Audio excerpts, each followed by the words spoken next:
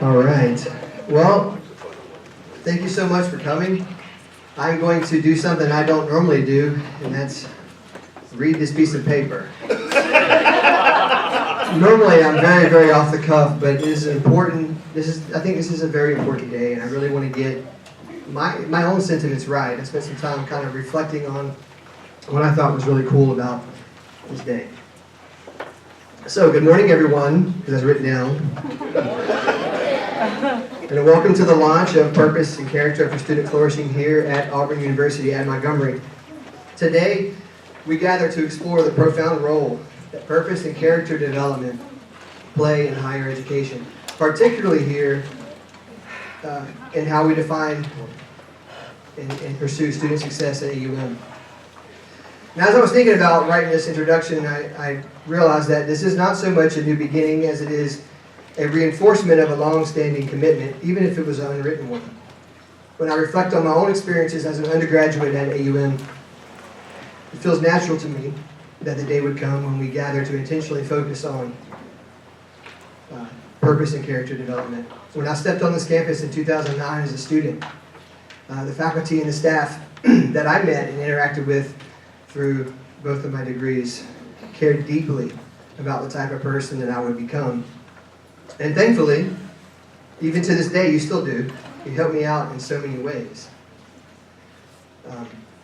So for me, it's just a pleasure to come alongside you in this work as we begin to become even more intentional in shaping the most important people on our campus, and that's our students.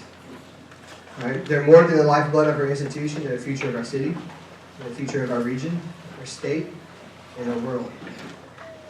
And on that note, it's my distinct honor to introduce our keynote speaker, Dr. Colby, a renowned psychologist and leading scholar in the field of moral development, character education, and purpose-driven learning. Dr. Colby has dedicated her career to understanding how individuals develop moral commitments and purpose over the course of their lives. She's authored and co-authored numerous works, including Some Do Care, Contemporary Lives of Moral Commitment, where she examines the lives of individuals who have made extraordinary moral contributions to society. Her research often bridges psychology, education, and philosophy, and it has reshaped how educators and institutions approach character education, emphasizing its critical role in nurturing not only the student's intellect, but also their moral and ethical character. One common theme in Dr. Colby's work is that character formation is not merely about instilling moral values, but fostering the capacity to act on those values with a sense of purpose and responsibility.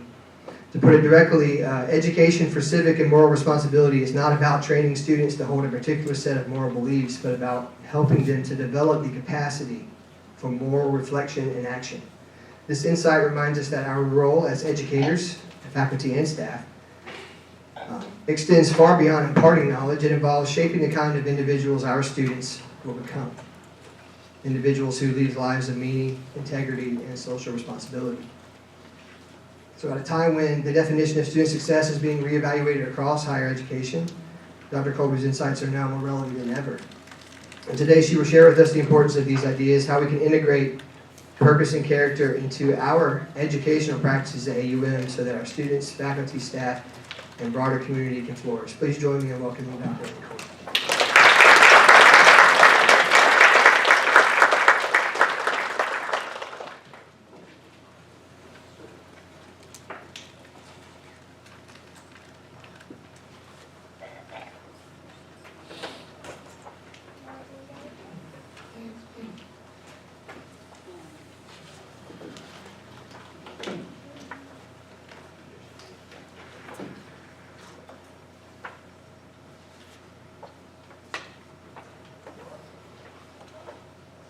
Okay, is that working? Okay, very good. Wonderful to be here. It's so great to be with you guys. I can tell already from the people I've met, there's just an amazing spirit and a lot of interest in really helping the students here to be the very best that they can. I also was glad to come to Montgomery, Alabama. As Stephen said, I paid attention to people that are morally exceptional over the course of my career, and this is a town that's really famous for that, I think, and continuing even now into the present. And congratulations on the grant and the program that you're getting started with. And I know a lot of the people that you're going to be working with over the course of the grant, and they're all just terrific. So I think the proposal is beautiful, the way the program is organized is beautiful, and it all is just really top-notch.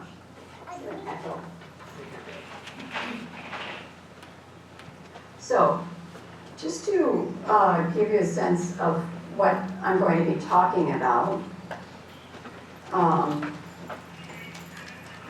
there's something on here that I don't, yeah, put up the next slide. This is Erin's laptop, so I'm not really used to it, but what I'm going to be talking about is, I'll say a little bit about flourishing, which is thriving, flourishing, success. I consider them all to be strongly related, if not synonymous. I'll talk about that, and character and virtues, what they are, what some of the issues and problems are, why they're important, and that sort of thing. Then I'm going to turn to purpose, which I've been doing research on in the last maybe 10 to 15 years. I'll talk to you about what that is from our point of view as researchers, what it isn't, some misconceptions, and why it's important. And throughout, I'm going to bring in information from a study that my team has been doing.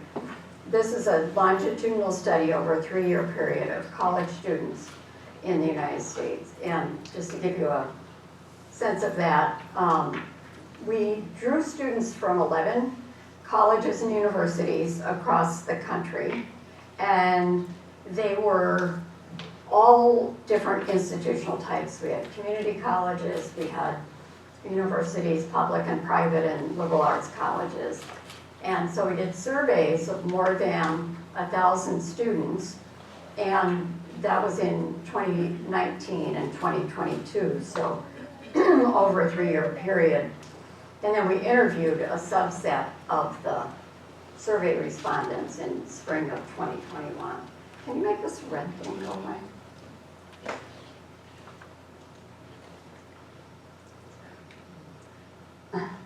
There's just something on here that, oops.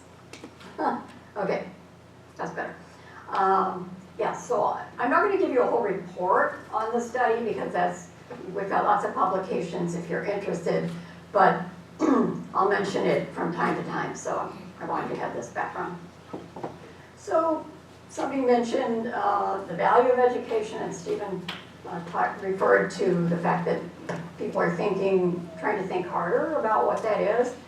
I think the dominant view for a while has been a kind of very narrow financial return on investment model, which is both in terms of the public investment, is taxpayer and so on, and is that being repaid to the economy by skilled workers and so on, and also the return on investment for students, their earnings and all that. I'm not criticizing that at all. I think these things are critically important in our world today. But I think it's too narrow to act as if that's the value of higher education. That's part of the value of higher education. But the value goes beyond that.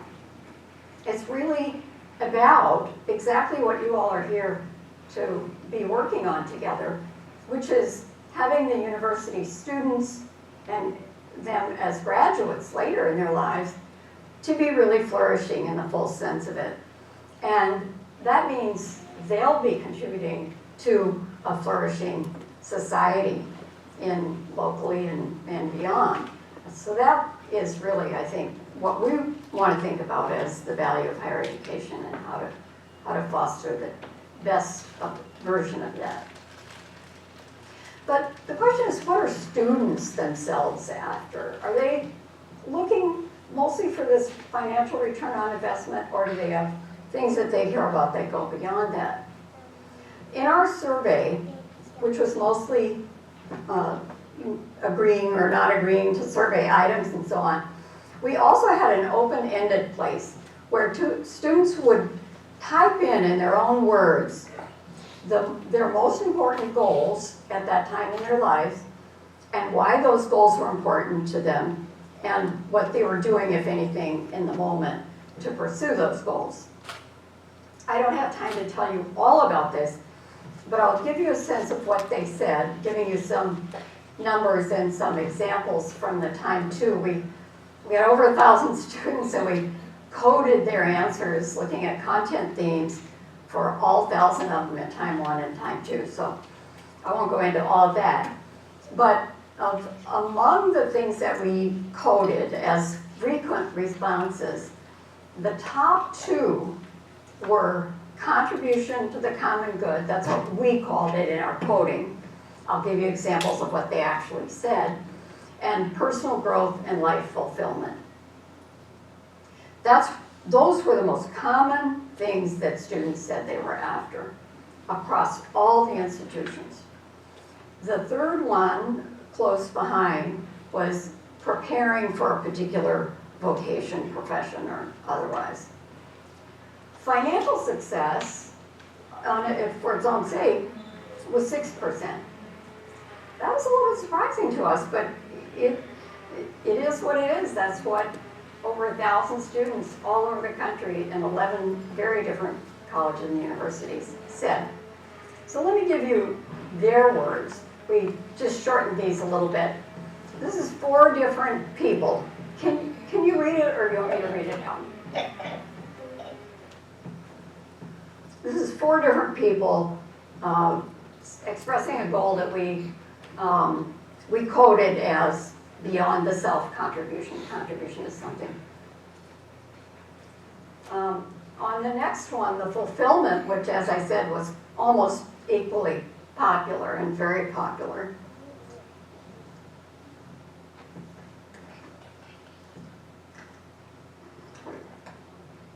So that's what these students were really after, in their own words. The reasons were very similar, too. Now, were these distributed equally across the colleges or across demographic groups? Because you might wonder about that when I showed you those particular goals. The answer is yes. There was no effective institutional type, so it was no more likely on the one of financial goals. For example, the students that were in community college or elite private universities, everything else, it didn't matter in terms of the distributions of these kinds of goals. There was no effect of their social class of origin, people from all backgrounds. When we looked at race, ethnicity in relation to the code for the type of goal and reason, we found a small but significant difference in that Black students were somewhat more likely than other students to cite these goals of contribution to something larger. And we found that the Latino students were slightly, but statistically significantly more likely to cite family-related goals of contribution. Take care of my family, support my younger siblings as they come up and stuff. So that's what we found. So turning to flourishing, what does it mean? Many people have written about this, and mostly philosophers and psychologists, I think. And since I'm a psychologist, I'll give you a definition by one of the leaders in this area, Carol Riff at the University of Wisconsin. She says, flourishing is a well-lived life in the deepest sense, achieving the best that is within us. Can't do much better than that, right? I mean, it's wonderful. In any case, she breaks it down by 6 elements, and she actually has measures that measure independently these six elements of flourishing. Other psychologists have put forth slightly different schemes than this, but they overlap a lot. And I think the reason I highlighted some of them, they almost all include something like purpose, something like personal growth.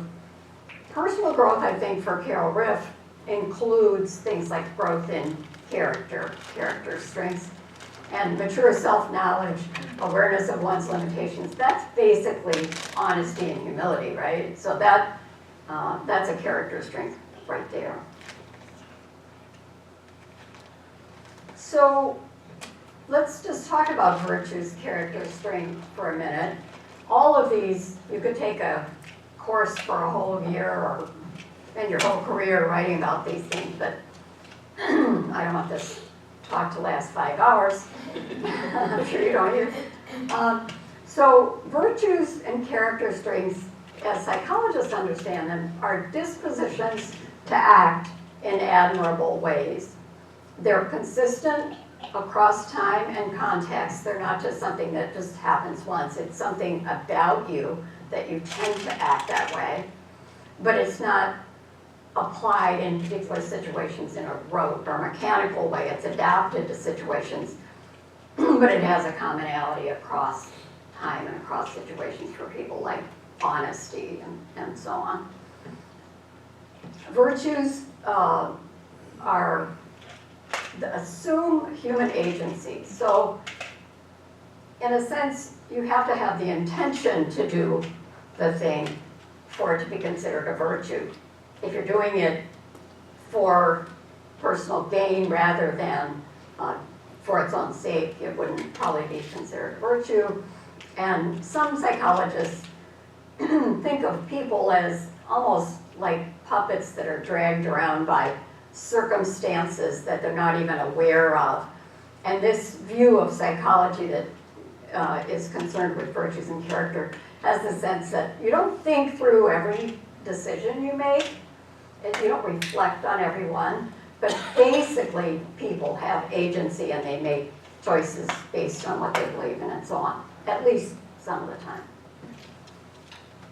Virtues are developmental, character development, I'll use the terms kind of interchangeably. They can change over time, and they do. That's moral growth.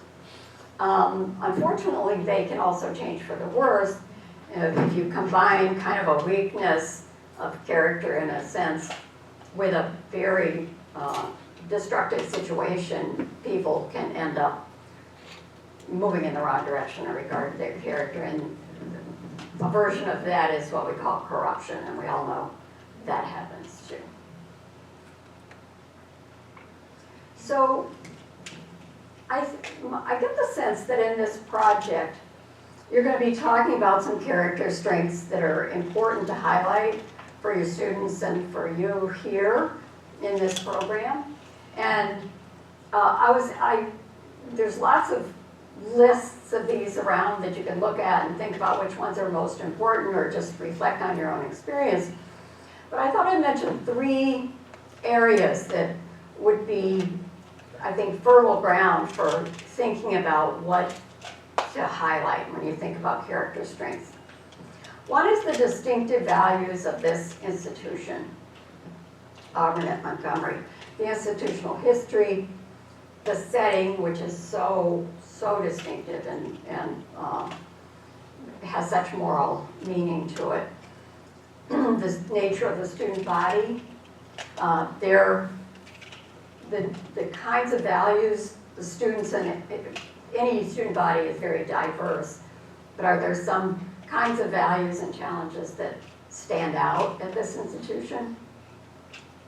The next set of sort of the next pool, in a sense, to draw from would be the strengths and values that are central to higher education more broadly. Higher education institutions are very diverse across the country and God knows across the world. But there are some things that really lie at the heart of our mission as educators and as researchers and so on. And those include, of course, the capacity to be open-minded and to reason things through rather than just using force, to consider alternatives, to be tolerant of other people's points of view.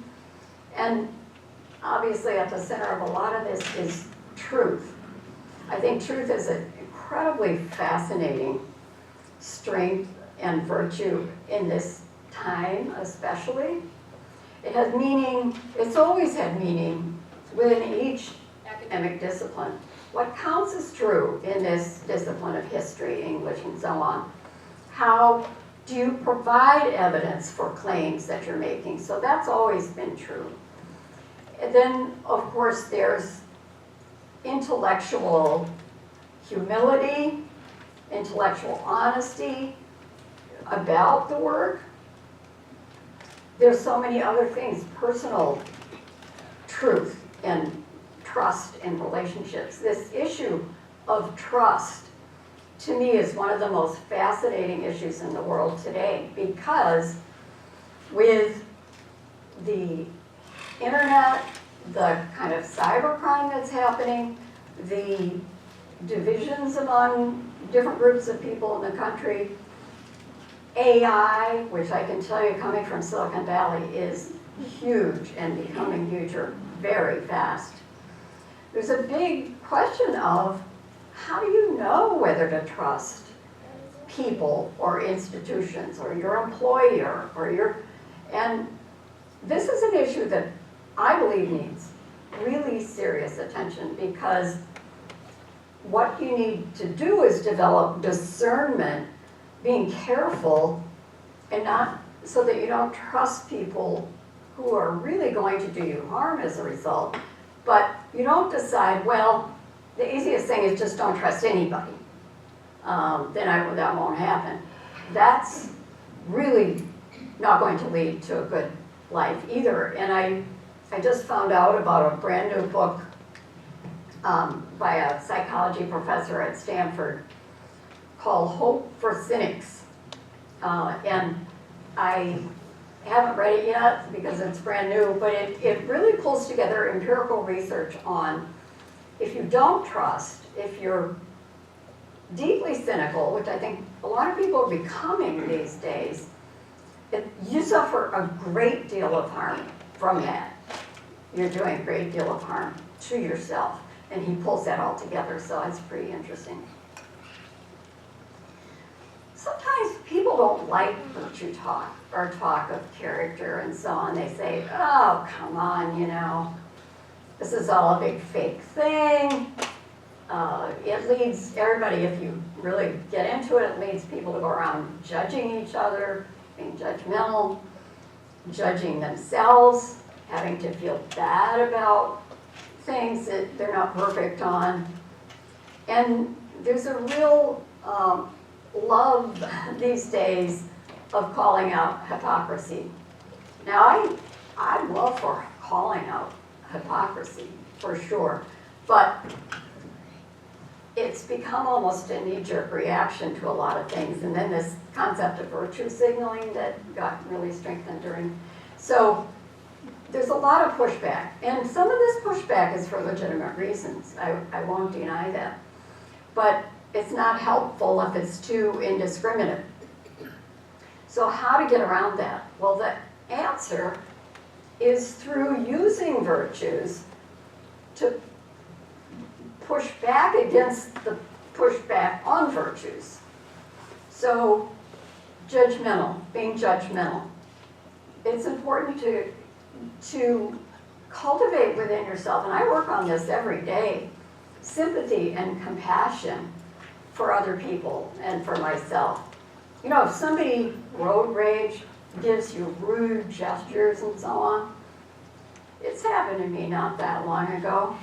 My husband says it's because I'm a bad driver. But it's annoying, right? You want to judge the person, right? And so it really helps to think, I don't know what's going on with that person. I don't know what led them to be so angry and that sort of thing. Appreciation and gratitude for others' virtues rather than constantly assuming it's fake. Giving people the benefit of the doubt And my favorite one of all is keeping a sense of humor and perspective about yourself and about other people. So I can walk along with a whole comedy routine going on inside my head, laughing at myself for the dumb and embarrassing things I so frequently do. This is the name of the book I was referring to about cynicism, Hope for Cynics. It's called Hope for Cynics. And it sounds pretty interesting. I don't have time today to tell you all the different strategies that people use to try to foster character strengths and virtues. But I thought instead it would be more concise to just talk about two major fundamentals. And these are the things that I think provide the foundation for almost all of the specific strategies that are intended to help students or anyone develop morally or in terms of their character and virtues. So the first one is the moral self. What is that? That's every single one of us, and I'm sure you could all sit here right now and say this about yourselves. There are some values, there are some commitments that are so central to our identity, who we are. Some things we care about so much in the center of ourselves that it would be very hard for us to violate that, even if we had some temptation to do so. It does happen, but it's the kind of thing that really you will not violate lightly. The moral self in research, and there's been tons of research on this, has shown to be one of the absolutely key factors that motivates people to act consistently with their own ideals, with what they believe in. And it also motivates people to want to grow morally. And so that's why the moral self is really critical. But you only will grow morally if you have honest self-knowledge, because if every time you violate your ideals, you rationalize it, or you never even look at yourself as to what you're really doing, you will not evolve because you're not even realizing where your areas of weakness are. The moral self and growth, and it benefits from reflection on the current self and the ideal self. And I was glad to see, I think I'm right about this, that in your first year experience for students, you include a period of time where they think about who they are, who they want to be, who they're becoming. I hope that's correct. It's a really good thing to do and help students think about that. The moral self also benefits from connecting with inspiring models. So when you think, you see somebody who's incredibly generous, and you don't think of yourself as a particularly generous person, you think, wow, you know, that's so wonderful when that person acts that way. I wish I was more like that. And so it's an aspect of growth that comes out of the connection of models with your own sense of who you are and who you want to be. The other sort of fundamental that lies behind a lot of these strategies for helping people grow is on the other end of the spectrum of individual community. And it's really creating a moral community or a moral culture.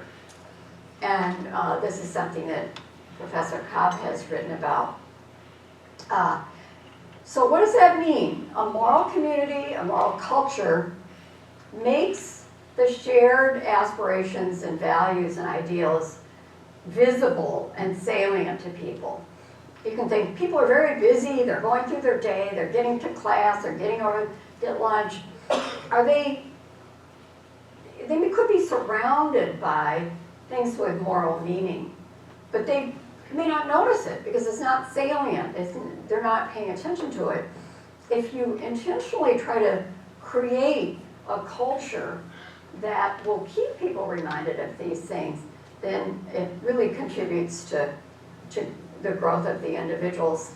In one of my studies, the study of business education, we used as one of our site visit colleges, Morehouse. And they're such an example of this because they have physical aspects of the campus that represent their ideals. They have the Morehouse man you've probably heard of, and a kind of ideal of what we hope to be like and all kinds of things. So there are some colleges that really make this a priority to create a moral community.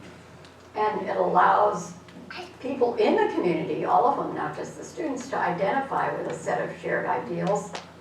And then it provides a lot of positive models and relationships for people. The moral community, though, isn't perfect any more than the individual is. And so to keep evolving the moral community, and that goes for our country and our world too, as well as smaller communities, you need to reflect, be aware, think about what seems great and what doesn't seem so great, and offer thoughtful critiques wherever it's relevant and action. If you think about, for me, I'm old, I might be the oldest person here, the culture of the United States has changed a lot in my lifetime. Culture is not fixed. And we wanted to move in the right direction, right? So, all right, I'm gonna finish, that's all I'm gonna say on, for now, on character. I'll turn to purpose.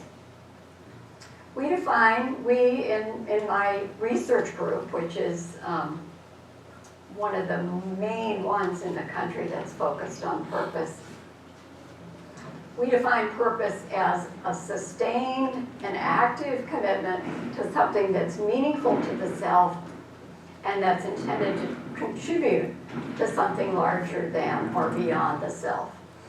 So it's not just sense of purpose. People talk about sense of purpose. And sense of purpose is great. It's when you just feel like, you know, I feel like my life has purpose. I don't really know what it is, but I feel it. And that actually is beneficial to feel that way. And I think people that meet our definition of purpose do feel that way. But it's not enough, because what does that even mean if you feel it's purposeful but you don't know what it is?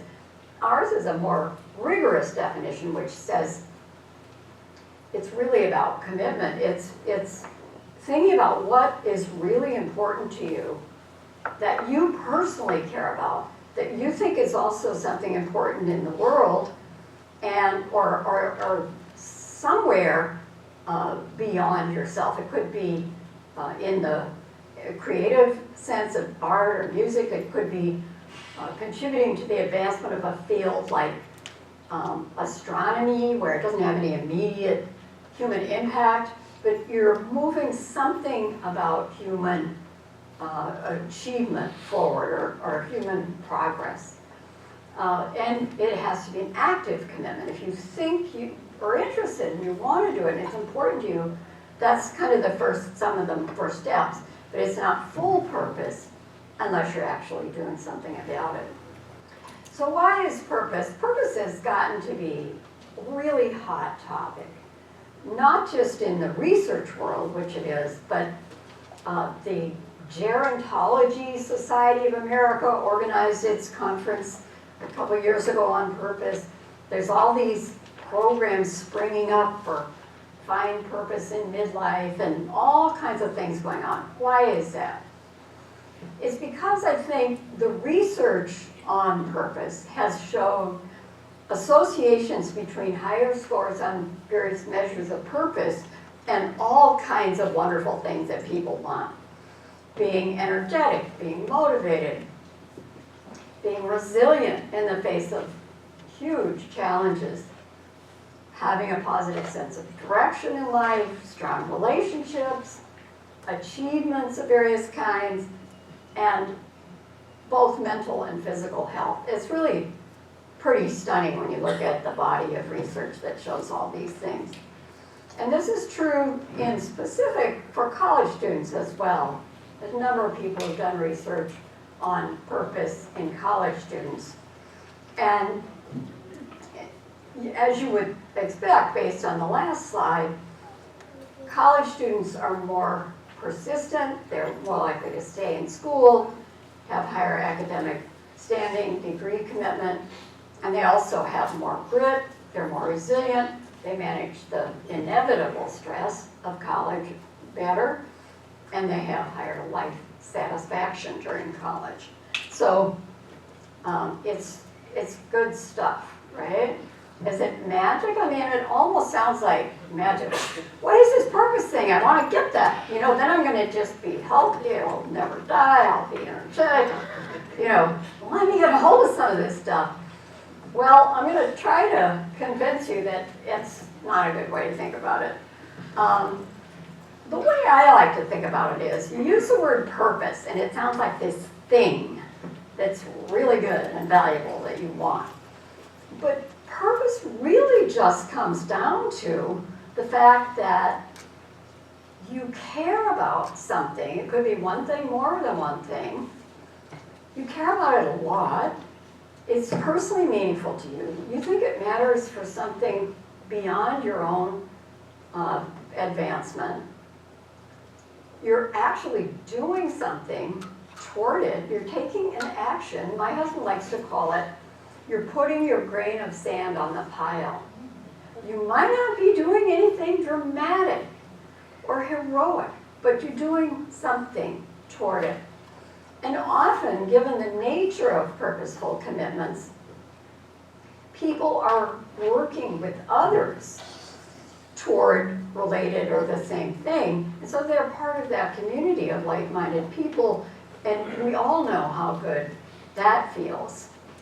So all of this really motivates people, and this is why I think the student data is so strong, that I really want to do this. I think it matches my interests and capacities well. It's something I want to dedicate myself to, at least for a while. And I think I can learn to be good at it, but I need to learn a lot. I need to learn, I need the knowledge, I need the skill to be able to do this. I saw this in my daughter. She wasn't a very good student in high school or college. She became a teacher in the Bronx. She loved her students. She didn't love the schools. So she wanted to improve the schools, especially for low-income Black and brown students. So she became clear that was her life mission. So she went back to graduate school to get a master's, and she was an A student. She worked her little tail off because she needed to know this stuff if she was going to do that work. And that's how it is for everybody. And she was not purposeful in college, so make that point. So it makes people feel good about their lives when they're doing something, especially when they're doing it well, with other people towards something they believe in. It's pretty, down to earth, really. Because this purpose idea is so hot these days, not everyone who talks about it or has a program about it or something actually understands it all that well. Many people do, but there are some misconceptions out there. There are quite a number of misconceptions out there. And sometimes maybe they understand, they're just using shorthand, but I think it's useful to go through these. People talk about purpose and passion as if they're the same thing. Follow your passion. Well, you can follow your passion. It's not necessarily going to contribute to anything in the world. Don't ask me why, but when I turned about 60 till when I was into my 70s, I was passionate about learning to ice dance. And I know. It was a huge investment, commitment. Huge. I mean, you wouldn't believe it. And I actually got sort of good at it, but not good enough. Now I don't do it anymore. But that was a passion. Was it contributing the slightest thing to the world? No. No, money to my coaches, which was important. Felt good about that. But in any case, passion is not purpose. And if you're purposefully pursuing something, you do feel passionate about it, but you also feel frustrated, tired, bored. You may be dealing with conflicts with other people. So let's not call passion and purpose the same thing. People think that being purposeful is really self-sacrificing. It's kind of a zero-sum game. You're putting all this energy into these goals that are what we call beyond the self goals. What about your self goals? Well, it's amazing because the research shows that in the studies that we've done at different ages, people who are very actively committed to goals of contribution in some way are more active and committed and engaged with their personal goals than people who are not purposeful. It's a synergy. It's a very strong positive synergy. And so if your personal goals are to have a lot of fun in life, great goal, I think. Get exercise, travel, whatever it is. You're more likely to do that if you're also at the same time. I think you're just an engaged, energetic, get out there person. Not to say, I mean, these are statistical associations, not that they're necessities. A lot of people think that purpose is having one big organizing goal for your life. That's purposeful. And some people, that is, in a sense, what they're doing. But some people, equally many, have multiple purposeful commitments. So the family, a set of parents might be bringing up their grandchildren. They're spending a lot of time helping their kids with their grandchildren, and they're really committed to this. That would be one goal. They might also, at the same time, love dogs and worry about dog shelters and so on, get really involved in that. It doesn't have to be to do with your paid work. Although if it is, if your purpose, one of your purposes does connect with your paid work, you're very, very lucky because you feel about your work differently than you would otherwise. People think, oh, purpose, that sounds so good. Contributing to something, that must be morally good. Usually, but we didn't specify it has to be a good goal. We just specified that it has to be you're doing it, your intention is to contribute something to the world.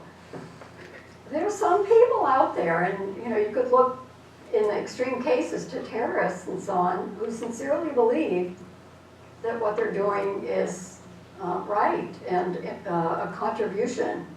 Moral philosophers are the ones who get to tell us whether something is morally right, not psychologists. But there can be misguided goals. And even more common is worthy goals, but you're so passionate you cut corners as means to the ends of those goals. The last one I'll mention is a misconception is if you want to be purposeful, try to work toward that as your goal.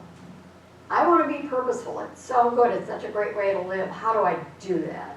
And that's okay. That's could work. But most people that are purposeful, that really are committed to something, don't get into it because they want to be purposeful. They get into it because it's something they care about in the world. So if you think about Brian Stevenson, I was just over there yesterday at the Legacy Museum in the Sculpture Garden. Unbelievable. did he say, I want to be purposeful, and so I'm going to do this work?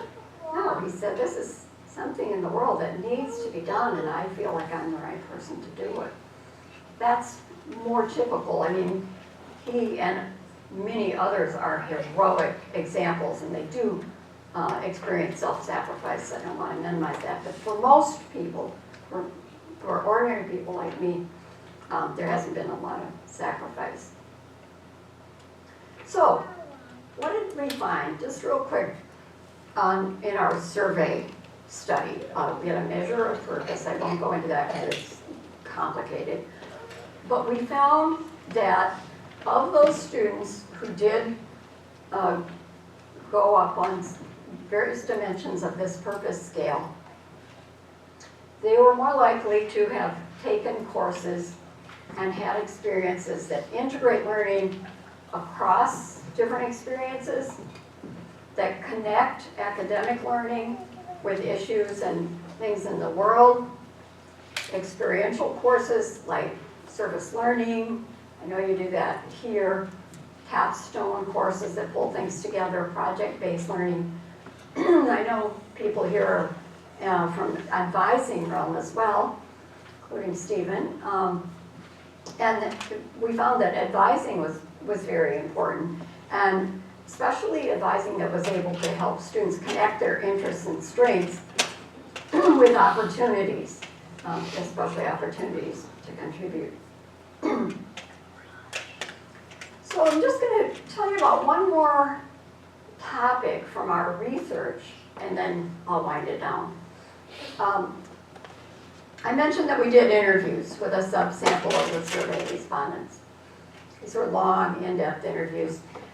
One of the things that we asked the students in the interviews is, when you think back on your college experiences, all of them, the courses, the extracurriculars, the campus, the friends, the faculty relationships, advisors, anything at all, what stands out for you as something memorable, important, meaningful that you learned and that you feel is going to be lasting learning? You're going to take that away with you. Could be anything. We did not suggest any topics at all. And then we took their responses and we developed coding categories to identify the different types of things that they mentioned. And it was a lot of different things: self-knowledge, skills in my chosen work area, and so on. But we were especially interested in whether they talked about things that we would call, from our point of view, moral and civic learning.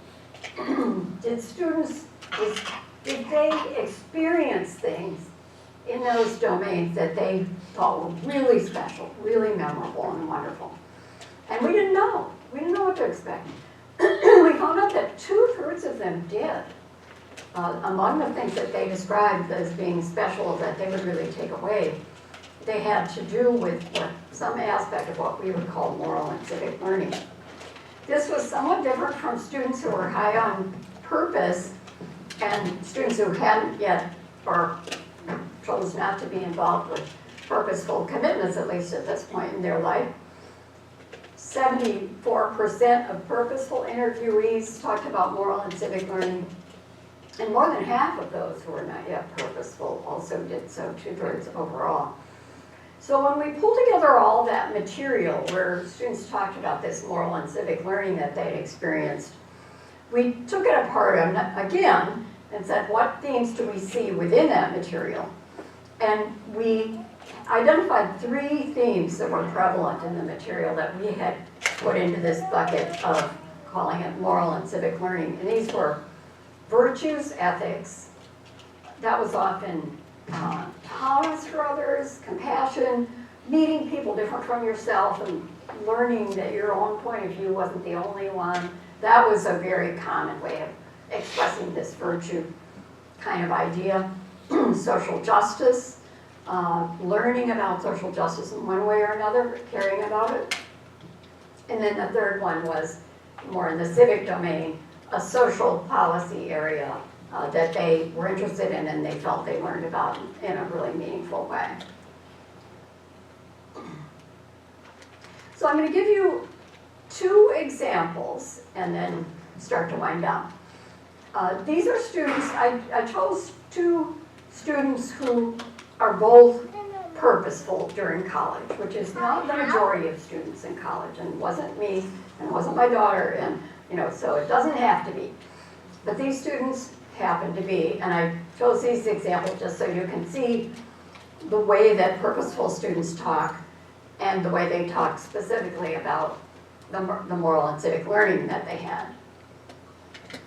The young man, I'll call him Caleb, was African American. He was a student at a private university in the East Coast. And this theme that I'm going to give you as an example here is the theme that we call social policy learning. He said, should I read it to you, or do you want to just read it yourself? I think I'll read it. Just because I interviewed this guy and I really liked him a lot. He said, freshman year I was focused on the money. I figured I'd be a businessman, econ through and through, but I realized I had no passion for it. But then he talks about a course he took. My eyes were open through looking at things like pig farms, large-scale industry, and how that impacts the people and the flora and fauna around these places. I thought, okay, that's how you kill the planet. How can I help us bounce back from that? So that's a social policy learning theme. That wasn't his only theme. He had quite a bit of material that we would call the virtues theme. In another course that he took that had nothing to do with his major, it was just something he wanted to take for the love of it, is a photography course where you go out into the community and you take photographs of people and bring them back and then do various things with it in the class. He said, my photography class widened my scope of thinking because you have to capture a single moment and you have to think about why you're capturing it, who you're capturing. And so with that, I moved through life with this consciousness of, why am I here? What am I doing? Who else is here? That was what we call virtues learning in Caleb. That wasn't all, though. He also brought virtues learning, or took it away from both. Just brought it and took it from his relationships with his friends. He said, my roommates and I sit for hours just talking. We're trying to figure out what we see as valuable and moral in our lives, so we're more confident when we act in the future. He mentioned, I kind of shortened it, but a lot of those friends were getting ready to be, in finance and various things like that. And he was going into urban planning. So these conversations across, different life paths about what is the part that we can feel best about was really important to him. So the second example is a young woman I'll call Yasmin. She went to a liberal arts college in the Midwest. Her family had immigrated to the U.S. from Pakistan some years back. She was born here. And she is Muslim. So she said she had the theme social justice learning, which is an example of that. I'm a community activist. That defines and drives who I am. Older students taught me how you can tactfully voice what you want and work with the college's resources to advance inclusion and equity. She also had this social issue of concern coded in hers. It's environmentalism again, which is unfortunate because it sounds like that's what they're all into, but it was actually a lot of things: healthcare, education, the environment, all kinds of different things, animal welfare. So this is just by chance. So she said, I didn't really view environmentalism as something I needed to focus on because I was low income. And I was like, we've got bigger things to worry about, bigger fish to fry. But learning about how these environmental issues affect my community was amazing to me. And I was like, I want to be more involved in this. That shaped what I'm looking at career-wise. So that's Jasmine. She was at a college in the Midwest that was not very diverse demographically, but she was loving it. She fit right in because she just threw herself into it. So another terrific young person. So to wrap up, I know that the priority, and I'm so with you on this, the priority for you all is student success. In both, academic success, graduating, the specific, getting a good job, the specific conceptions of success, but also broader. As you can see, students from all different backgrounds, all different kinds of institutions, what they want is fulfillment and a chance to contribute and a good job that's meaningful to them. Some of those could be connected, and they did connect them in their comments. I agree with you and with this project that purpose can serve these goals. I think that it can. Engagement, motivation, and deep learning, I think, though, that's what we really need for college students. They can be very much benefited by purposeful commitments in college, but most students don't actually reach fully purposeful commitments in college. And these don't require that. You can put some key building blocks that will later perhaps gel into a kind of purposeful commitment, but that will already in themselves support academic engagement and provide a strong foundation for purpose. I was not a very serious student in high school. I got much more serious in college, and that was because, it wasn't because I developed some purposeful commitments, I didn't. But I had a question, I had an interest, and I had a concern. The question was, what's the meaning of life? And I didn't mean that in an abstract way. I meant, I don't think life has any meaning. What am I going to do? Maybe the right thing to do is just kill yourself right now. I was so devastated by the idea that there was no meaning to it, and I had to find a meaning. I took a lot of philosophy courses. I took world religion courses, talked to a lot of people and everything. And I think that was part of what got me engaged finally in my learning. My interest was psychology. That was my major. Why do people act the way they do? Why do people see things differently from each other? Why do people, just the way people think about it, relate to how they act and all that. So that was an engagement. And then I had one big concern that was outside of college, which is that when I went to college and graduate school, the Vietnam War was raging. It wasn't going well. A lot of people were dying. It didn't seem to me and my buddies that anything was being accomplished.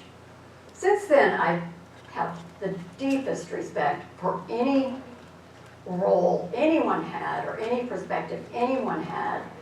But at that time, I was just, we need to end the war.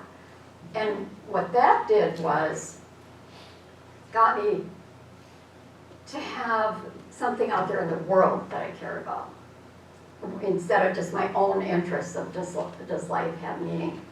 And when I went to graduate school, those all kind of came together, and I realized, people don't know how to think clearly enough, especially on the national scale, about what's right to do. Is it right for us to be going into Laos and Cambodia and so on? And I recently went to those places with my daughter. I had to have my feet on that ground once in my life. And we went in Laos. There's a United Nations museum that showed the different ordnance that came down from American planes, and those unexploded ordnance are still blowing up in those fields now, and children are dying from that. As I say, I have the greatest respect for people with other points of view, but for me, that's how it was the outside issue, the issue in the world, together with life needs to have some meaning. and together with a topic that later gelled into what I think is purpose. So don't worry if your students don't get to that. There's lots of other ways to get super engaged. So, final thoughts. Purpose has a tremendous amount of instrumental appeal. As I went through my list, it'll do this for you, it'll do that for you, it sounds like it's all about what is that going to give me, oddly enough.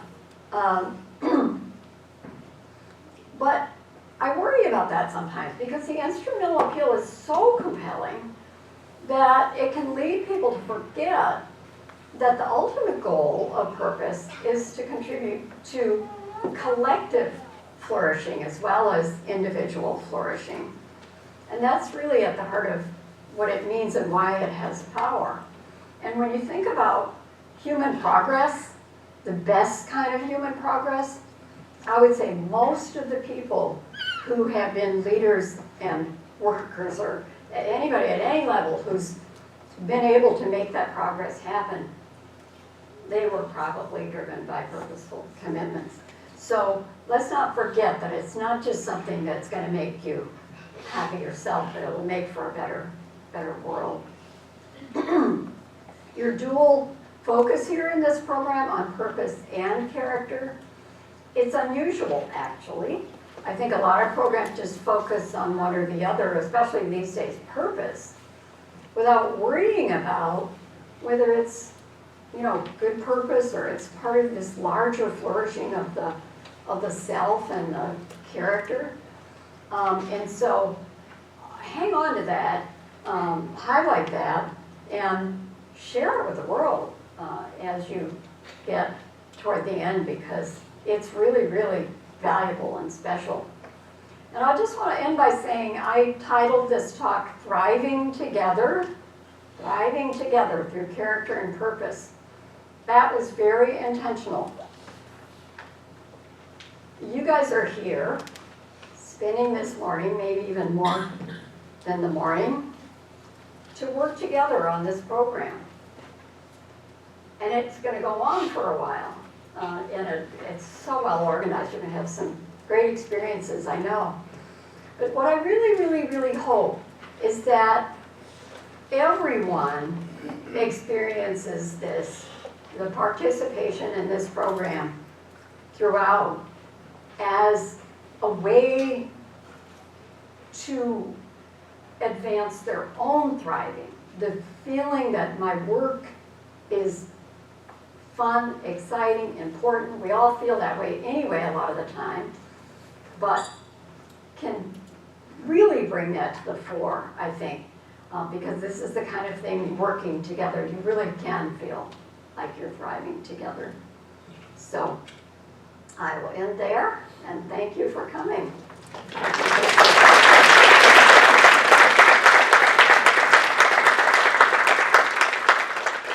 So we have time and space for some Q&A, and I want to make sure that I give people a chance to ask questions. So Dr. Lehman has the first question. I'll be scanning the crowd. If you have a question, raise your hand so I can get you in the queue, and we'll go from there.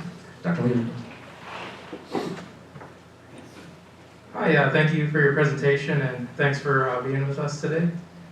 You mentioned in your research that the students that you interviewed came from a variety of different types of schools. Uh-huh. And I was wondering, in the literature that you're familiar with, how much do the studies, or how much does the literature focus on schools like AUM, regional public universities, or what kind of insights in the literature are there that can be applied to regional publics?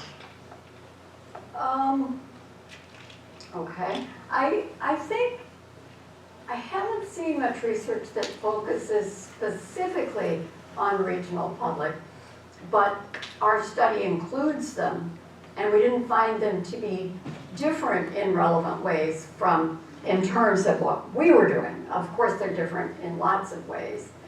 But in some of our other studies, we focused on schools that are, with my buddies, I wrote a book called educating citizens, where we picked schools around the country that it seemed as if they had made really major commitments to fostering the character of their students and so on.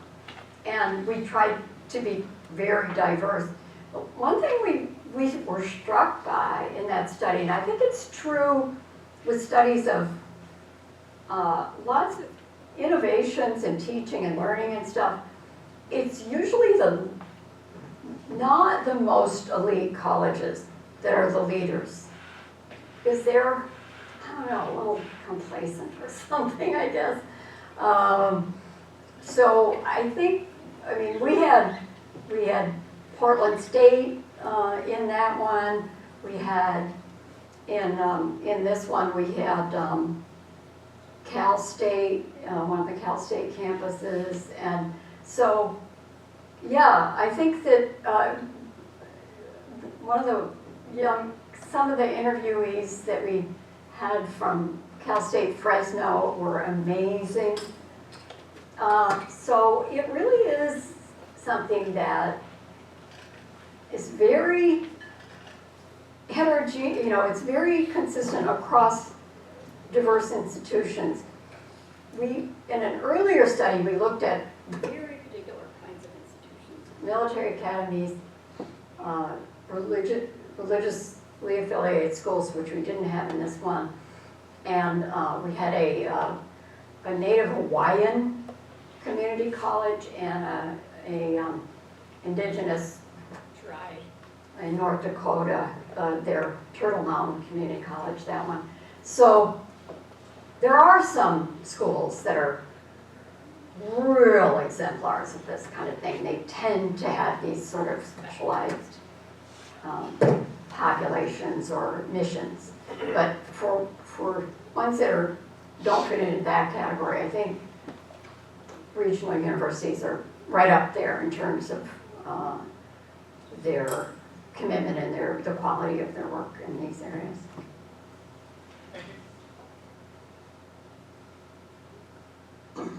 Other questions?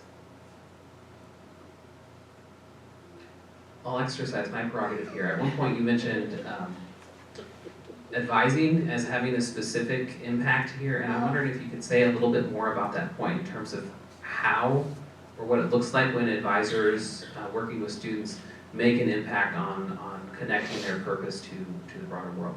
Yeah. Well, it's there's so many different kinds of advising. Academic advising, career advising, personal advising, and so on. And we found actually in this study, we found that it was less the type of advising that was going on than the kinds of things that were talked about. And there were some common issues like what opportunities are out there, what am I most suited to connect with. And that sounds like it would be career, but it wasn't just that. That showed up across all kinds of advising. And those were the kinds of things. As I mentioned to you earlier, Stanford University, where I am now, has completely redone their career advising. Instead of having it be at the end and helping with job searches and everything, they've infused it throughout the whole undergraduate experience and graduate experience and postdocs and everything. So they have a major commitment, they call it career ed, and they have advisors that are connected with each of those stages in students' careers. And they're making such a huge commitment. They're organizing all of it around purpose. And so various people who are connected here with this program, Heather Malin and me and others, have gone and met with them several times and talk about it. And so I think it's really kind of common sense. It's like, what are the things that you really care about? Is there something that you wish you could be more involved with and to make a difference? And what would you need to learn and do in order to do that? Can we make a start on that? And one of the things we saw in a high school study that we did was that when students started to show an interest in something, the study of civic purpose in high school students, very diverse sample we had for that intentionally. Teachers, advisors, other people would keep an eye on these students, and they would say, I'm really interested in the libraries in our region, and they're not serving people as well as they could. And then the teacher would say, oh, I remember a while back you mentioned about libraries. Would you be interested in being a student member of a board of the, things like that. Make connections for them. Get them into something where they're actually participating in something that they already said they cared about. And then the more you participate, the more you meet other people, they help you get involved in more. And just over time, you get more and more deeply involved in whatever it is, and you get better at it and everything. So I think that's making those first connections and those first steps to something that somebody has an interest in. Dr. Stallings. Well, and this is related in that we have peer mentors and peer advisors in the room. Would y'all mind raising your hand if you're one of those? And I know, thank you. I'm glad you're here, and I embarrassed you, but I know you mentioned the importance in the moral community of the positive models and positive relationships. And I know part of what you just said about advising applies to our peer leaders, but I wondered if you would elaborate a little more on how we develop that part.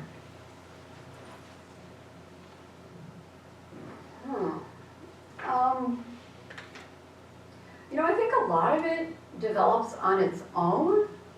And when you hear the examples that I gave, that young man, Caleb, that I described, I couldn't do justice to his whole interview, but he's just involved with everything. He does so much. And I think in informal ways, he's a model for a lot of other students at the university he goes to. We found in this study in the interviews, we asked students if they felt they belonged to communities on campus. And I think there are a lot of organizations on most campuses that if students get involved with them, they feel they found a community. And some of these are kind of identity-based type things, and that's really helpful for a lot of students. And interest-based, of course, and so on. So I think extracurricular activities where you're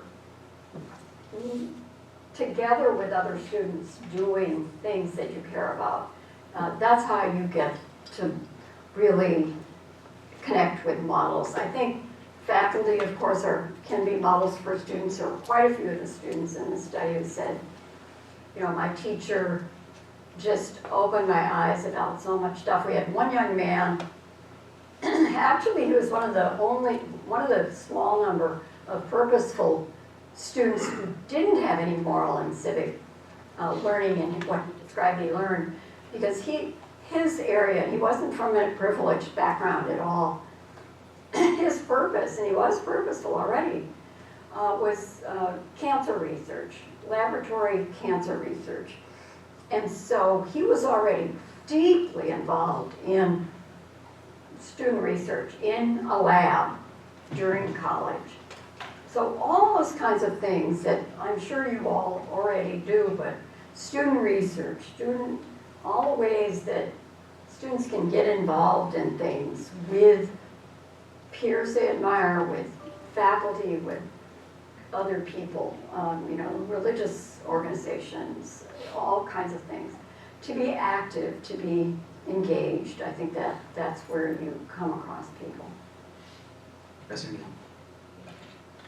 Good morning. First of all, I just want to say thank you, and thank you, Erin, for opening up this conversation because I feel like it's very important.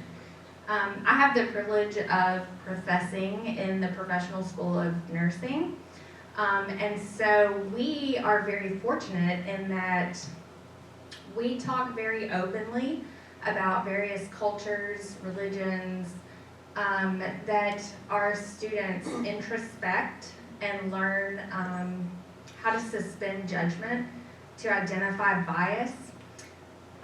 Do you find nationwide an issue with having conversations that seem taboo or experiences that are in fact diverse as opposed to just not talking about them? So for instance, well, that is no longer socially acceptable to think or feel or speak that way, so we're just not going to talk about that. We're going to remove that from the rules and the policies, as opposed to, well, let's dive into that. How do I really feel? And then how do I suspend that judgment? Yeah, Because otherwise it just feels like yeah, we're pretending. yeah. Does that make sense? Yeah, oh, totally. Yeah, that is a very profound issue, and I see it in terms of open. In one of the books that my buddies and I wrote, which was about political engagement, effective political learning and engagement, we devoted at least 2 chapters, maybe even 3, well, let's just say 2 chapters, to what we called open inquiry, and how to, in a constructive way, allow multiple perspectives, especially supporting people who had minority views in terms of this culture that they were in. And it's tough stuff, but we lay out in that book a bunch of things that the faculty and program directors that we were working with did to try to combine tolerance, open-mindedness, but at the same time, civility and boundaries about the way it's okay to talk about something. And, you know, that, when we wrote that book, it wasn't even such a hot issue as it is now. But it's gotten even more so now. And I think it's good to be very intentional about it as an institution. How to make sure that people's voices can be heard if they're being respectful and they're being open-minded themselves, but not to silence people maybe who are outside the norm. And we, in this study, using the interview data, we asked students to talk about what was distinctive about their college or university. And I had written about that quite a lot in the previous project that led to Educating Citizens about, but those were very distinctive colleges like Turtle Mountain, you know, and so on. But we wanted to know, do you see your college as distinctive? And so what's distinctive about it? And so we asked that in this study. And it was really, really dramatic and amazing. We have this paper under review now on this. We didn't hear, only one college did students say, this college is really distinctive. And I'm not really supposed to say, but since it's such a positive thing, I think they wouldn't mind because it's so relevant. It was Wake Forest, because they have a motto, Pro Humanitates, for humanity, and they bring it through everything that they do really well. And all the rest of the colleges had themes of inclusion and sharing in not a real political sense, but in a soft sense of get to know everybody, respect them, look forward to learning about people's perspectives that are different from your own. That apparently is alive and well across these 11 schools, which were pretty representative. I talked about moral culture. I think part of the moral culture of universities needs to be and highlight, we have to be good to each other here, you know? And just, we need to understand people. Not everybody comes from the same experiences. And so that was one thing. There was another version of it which was also very common, though not universal, social justice culture. And there was another culture that was called supportive culture, we called it that, where the students all experienced their college as full of people who are just trying to support them, trying to help them succeed. I bet you've had that culture here. You talk to students. And then the other one was we called it do-it-all culture, where you're just involved in a million things and, you know, trying to do more than the next person. And it's like one study, not this one, we went to MIT and did student focus groups, and the students proudly said, if you go to MIT, it takes 10 years off your life. Because they love that image of, you know, we're just hard charging. But those were the main themes when we asked them about their schools, and they were not distinctive by college, except that one. But I think the important thing is this acceptance of others theme was very strong. It doesn't mean you accept people acting badly, but fundamentally you accept people. And that seems quite widespread. You might think not, because people are, oh God, lately too, with the, you know, the whole Middle East and everything. People can't be that nice to each other, I guess, but there is out there a strong desire and evidence of this accept each other, support each other culture. Mr. Ray. I have a lot of questions. I think I'll start with one. You mentioned in the beginning of your talk that there is maybe a shift in how colleges are selling the value of a college education, or at least determining the value. In one instance, it used to be like how much money. I say used to be. In some senses, some colleges are focusing a lot on the bottom line. But then there's a shift as to like, how am I conveying this value to a person? How am I talking about their experience and what value it is? Do you notice in your research with looking at different institutions where a university is particularly thriving in this area, are they funding these type of programs, or is it largely grant funded? Programs like this? Programs like in the institutions that are successful, are the institutions really supporting it financially, or is it grant funded mostly?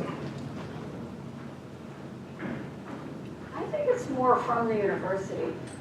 Sometimes the universities have identities as, well, like, for example, Portland State is a university that really values its commitment to the local community and engages, the faculty engage with the community, with community-based research and stuff, the students do.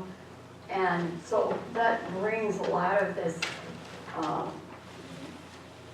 commitment and tolerance and stuff to the fore. So sometimes I think it's just part of the college or university itself wanting to stand for certain things and putting that into practice. Grants, well, there was a whole set of colleges, actually, well, it could be worth buying. The Lilly Endowment, which is in Indiana, it has a lot of money and it only funds certain things.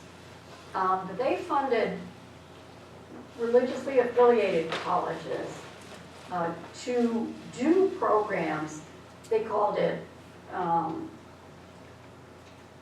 the pastoral, something, doesn't matter, but it was essentially about purpose.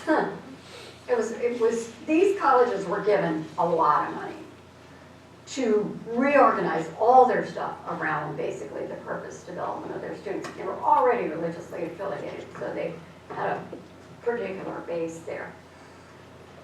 One of my colleagues from Carnegie Foundation, Bill Sullivan, wrote a book describing all that, describing what the programs were, and he did a whole project on that. So that's a really good book on colleges that have made a serious, and then there was another book by another guy who actually did empirical studies of the outcomes of those Lilly Endowment programs.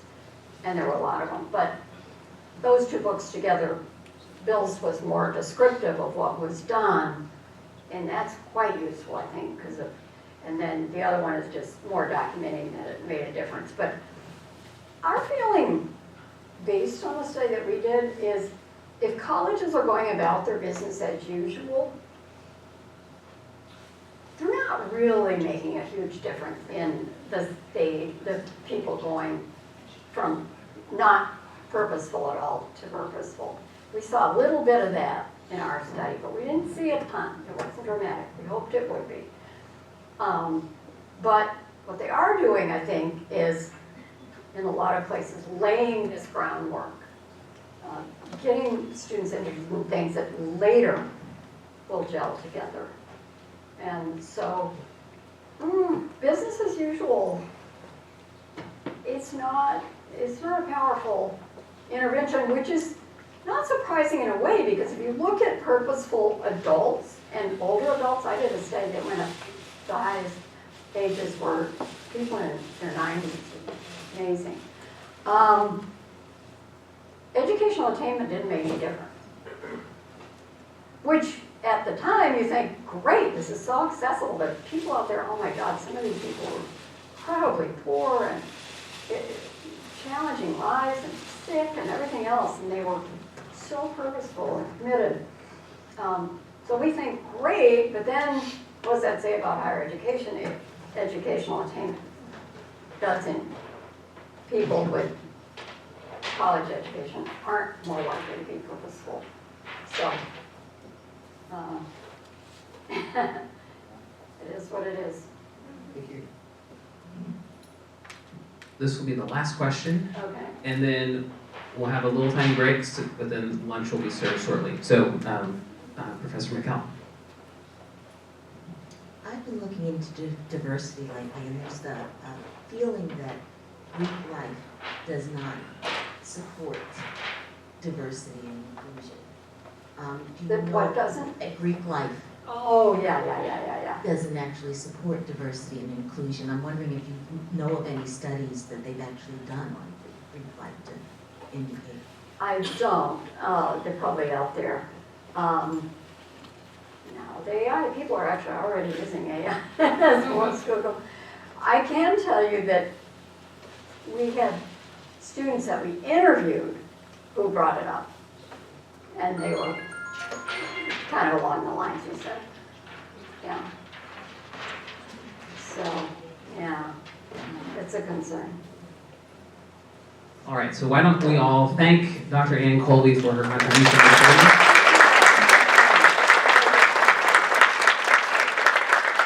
Let's give our folks about 10 minutes to get the food set up, and then the lunch will be served. Let me say one quick thing about what happens after lunch.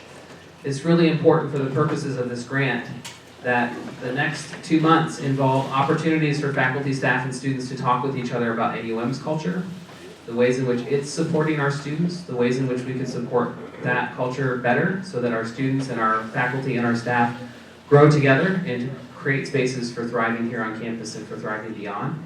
So after you've had a chance to have a bite to eat, we'll have chances sitting around the table to talk through a bunch of questions. Thankfully, Dr. Colby helped us get some questions down on paper to start these conversations. And we really hope that you'll contribute to those roundtable discussions. So in about 10 minutes, lunch will be served, and we'll go from there. Thank you.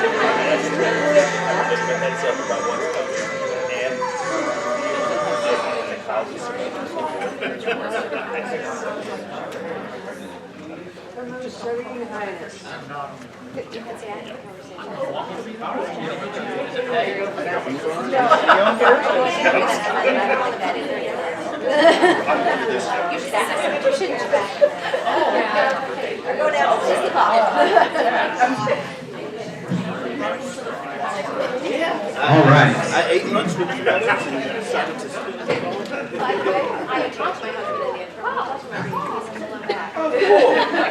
So I want to say just a couple things. I need to offer a word of thanks before we move too much further.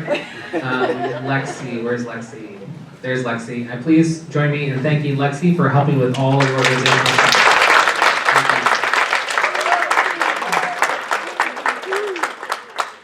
So what we have left for today is about an hour worth of conversation around tables. I should have said another word of thanks. If you are a member of the leadership team for this grant, would you please stand for just a minute? All right, please join me in thanking all of the leadership team.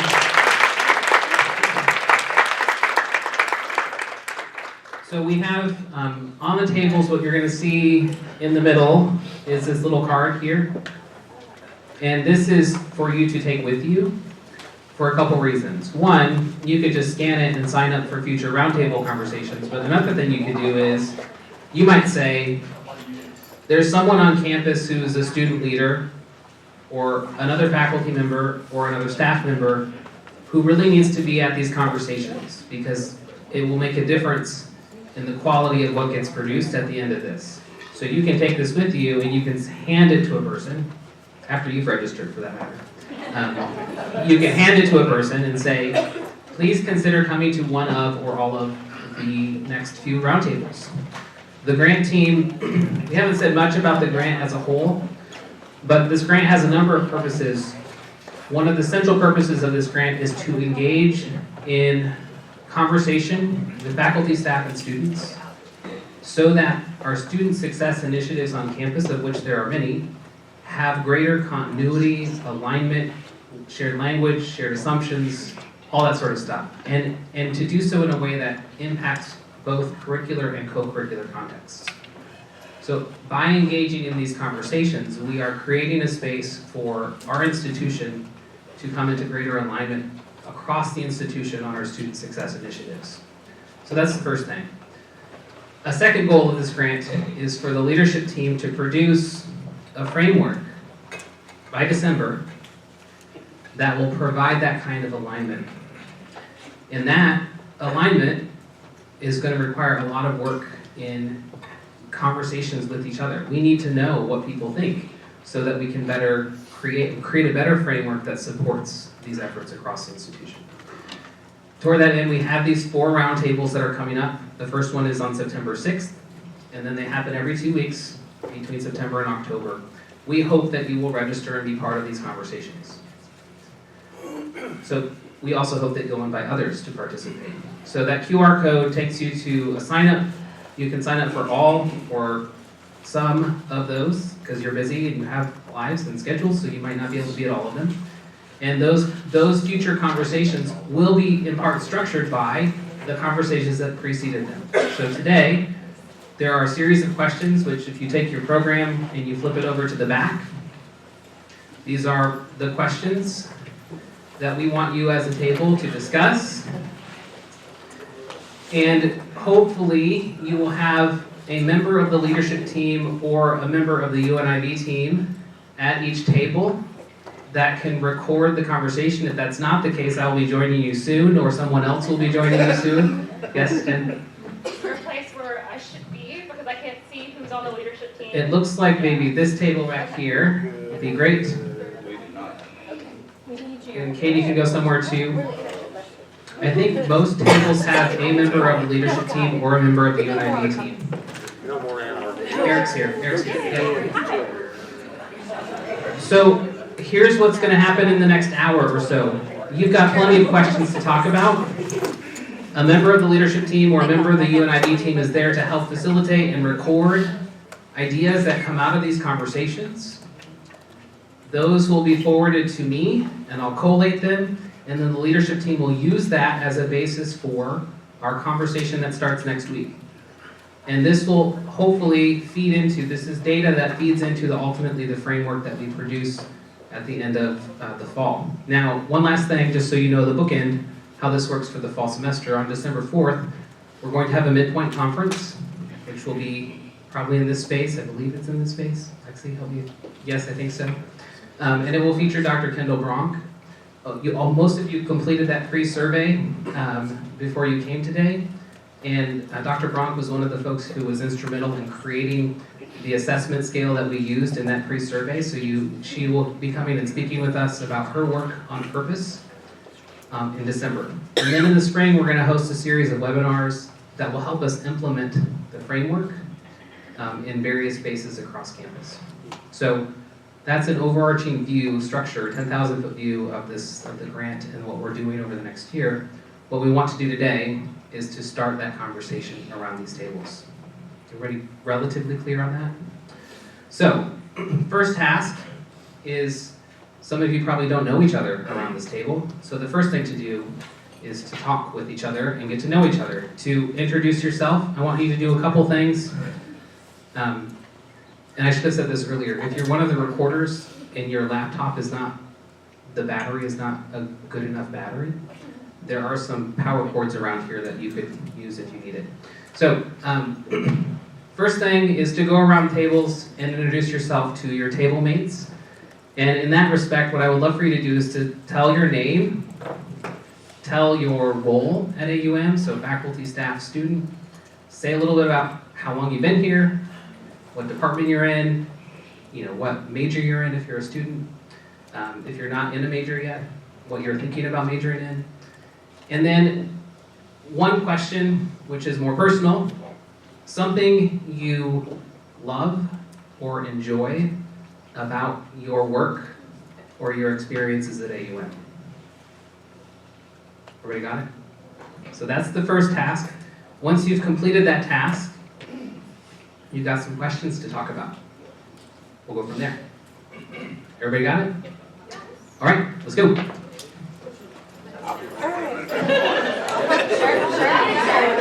And now you've made me a more generalized one.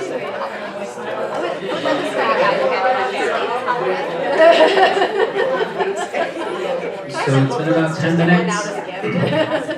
You all are probably starting to feel the effects of no AC. in these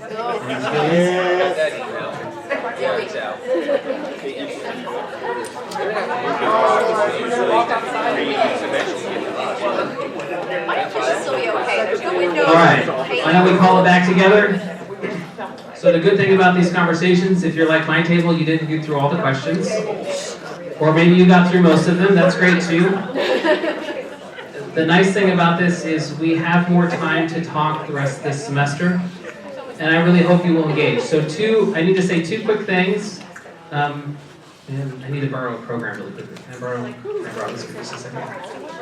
So on this program, since I have a captive audience, and this is the thing I do every time, there is a QR code on the front. The QR code on the front is a feedback survey about this event. So I would love for you all to scan that QR code and give feedback about the actual launch event. That's the front QR code. The one on the back is to register for future roundtables. You also have this card. which you can keep for yourself, or you can find someone. We had an interesting conversation at our table about the people we might not want to give such a card to, and the people we might want to give such a card to.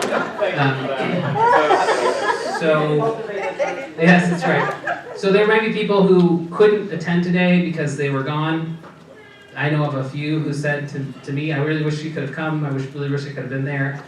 So those are the people that I'm going to go give this card to and say, hey, there are more opportunities to have conversations. Those future conversations won't have a keynote talk, but they'll have questions of this sort that will help feed into the framework that we build as a group. So please do give this to someone who you think needs to be involved in this conversation so that we can make a better framework for our campus. I think I've thanked everybody. Thank you all. This has been a rich set of conversations and a rich start to this grant process, and I'm looking forward to future conversations throughout the semester. Thank you so much.